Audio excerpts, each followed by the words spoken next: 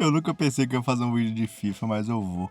FIFA é com certeza um jogo que vive de ciclos absurdos e repetitivos. Ciclos e repetitivos é meio redundante, né? Mas enfim. Em setembro ocorre o lançamento do jogo e as pessoas estão sempre entusiasmadas para ver o novo FIFA com novos uniformes, novas mecânicas, que tem um nome super complexo em inglês e tudo mais que a EA pode oferecer para o jogo. Aí em novembro as mecânicas apelonas do jogo, sei lá, cabeceio ou chute cruzado, qualquer coisa do tipo, são descobertas pela comunidade e as reclamações nos fóruns começam.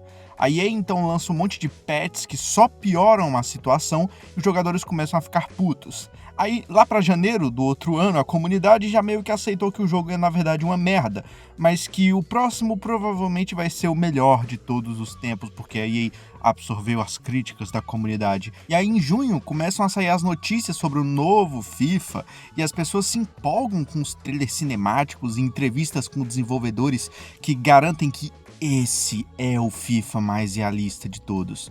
E o ciclo se repete. A culpa é principalmente da EA, que insiste em fazer um jogo ruim, mas também é da comunidade, que insiste em se iludir achando que algo magicamente vai mudar. E a EA vai começar a fazer um jogo focado na comunidade e não nisso. É interessante começar o vídeo falando sobre esse aspecto.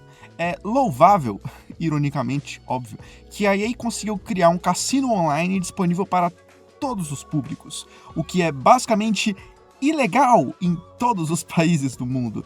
Por que você acha que as cartinhas do FIFA, quanto mais raras e mais poderosas, entre aspas, são mais cheias de brilho, de cor, de textura e de apresentações super bonitinhas?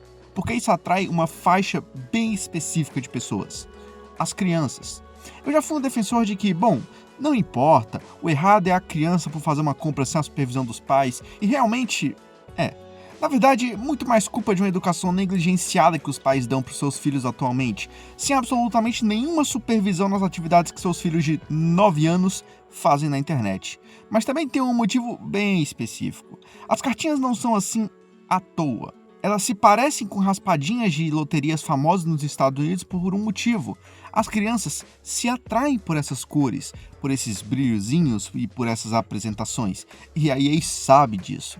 E ela criou esse cassino online para pegar dinheiro de todo mundo, sem preconceito com idades.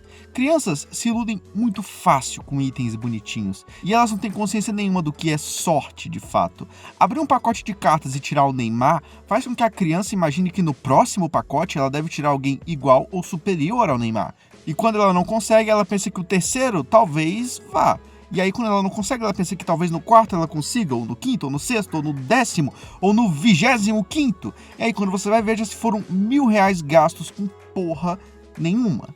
E aí como é que a EA engana os adultos? Bom, é futebol, cara. As pessoas amam futebol. E todo mundo gosta de, criar um time e ter o Neymar e o Messi e o Cristiano Ronaldo. Então a EA não precisa fazer muito para enganar os adultos. É bem simples, na verdade. A configuração do esquema também foi feita para que você naturalmente gaste muito dinheiro nele. Em alguns jogos Pay to Win, com pouco mais de R$50, você pode montar um time /personagem ou até build que seja competitiva usando o cash do jogo que você pagou com dinheiro real. No FIFA com R$50, cara, você não consegue porra nenhuma. Você conseguiu o Timo Werner, já tá de ótimo tamanho. Milhares de reais terão que ser gastos se você realmente quiser um time competitivo.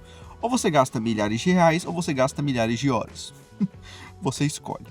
Isso, combinado com a fácil adição de um cartão de crédito ao seu videogame, torna esse esquema extremamente lucrativo e atrativo para a EA, porque, bom, as crianças podem só roubar o cartão dos pais.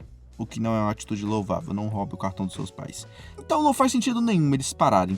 O esquema é tão bem pensado que a empresa concebeu uma estratégia de monetização em que o sistema de pacotes não é tecnicamente um jogo ilegal, porque você obtém exatamente o que é anunciado. Por exemplo, se você compra um pacote com 3 cartas raras, você vai receber 3 cartas raras.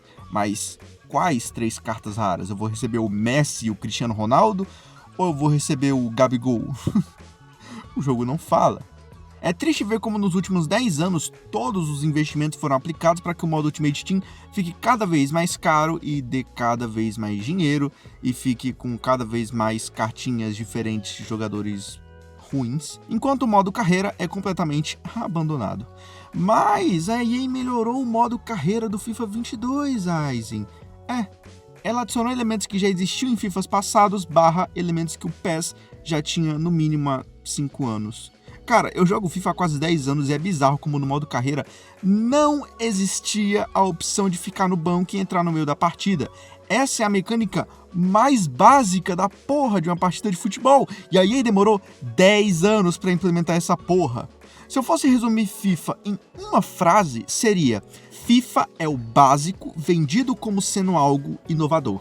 Vamos falar um pouco então sobre o modo mais abandonado desse jogo, tirando o modo que a EA acaba excluindo eventualmente.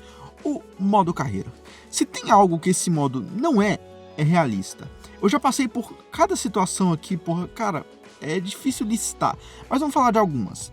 Primeira, seleção brasileira com jogadores de altíssimo nível no banco de reservas, tipo o Neymar, que tinha overall 94 no meu modo carreira, porque eu consegui deixar ele 94 porque eu sou foda. Mentira, eu dei muita assistência pra ele, aí ele aumentou o overall, fez muito gol e whatever. Overall 94, o Neymar era banco na seleção brasileira, e ele era banco pra um cara, sei lá, cara, acho que, sei lá, devia ser algum Vinícius Júnior com 85, tá ligado? Tipo, mano, não faz sentido nenhum. O meu jogador meio de campo, e as funções no modo carreira são sempre bizarras. Você coloca um jogador pra ser zagueiro e ele é escalado como centroavante, mas porra, vai tomar no cu. O meu jogador de meio de campo, por exemplo, no FIFA 21, ele era meio de campo a função dele, mas ele era sempre colocado de centroavante no PSG, e o Mbappé ficava no banco. Ou pior, essa situação aqui é foda. Eu já joguei uma temporada inteira de modo carreira jogador sendo centroavante, sendo que meu jogador originalmente era um meio de campo, um pouco mais avançado, tipo o De Bruyne, e o Mbappé, que é o centroavante, em vez do cara botar ele no meio de campo, no meu lugar, não. Ele colocou o Mbappé de volante, cara. De volante, cara, o Mbappé, puta que pariu.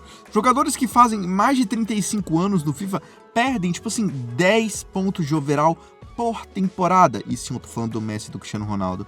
Esse aqui me incomoda em particular porque a cada ano a gente vê que isso não está acontecendo na vida real. O overall do Cristiano com 36 anos no FIFA 22 é de 91 e o overall dinâmico dele no momento em que esse vídeo está sendo gravado é de 93. Mas no FIFA, com 36 anos, em alguns modos carreira, ele já estava com menos de 80. E o pior é quando o jogador está jogando bem e mesmo assim só perde overall. E um dos meus modos carreiras, nesse que eu deixei o Neymar overall 94, o Neymar com 38 anos de idade meteu 35 gols na temporada, e deve ter sido 34 assistências do pai, né? Mas enfim, além de umas 20 assistências. Simplesmente monstruoso, caralho, tem jogador que não faz isso na carreira inteira. Não, na carreira inteira não, né? Na carreira inteira por temporada. Mas mesmo assim, o overall do Neymar tava no 75, cara. Cara, não faz sentido nenhum. O meu jogador, cara, ele quebrava o recorde de gols do Messi em um ano. Tipo, eu metia 100 gols em um ano e eu nem disputava a bola de ouro. O jogador sendo negociado 2 vezes na mesma janela de transferência. Isso aqui pra mim foi bizarro.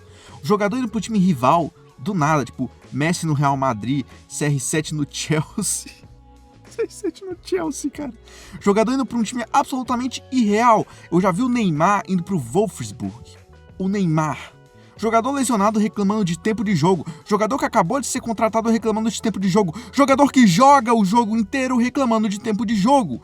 Caralho, eu poderia ficar aqui um ano falando de todos os erros grotescos que existem nesse modo.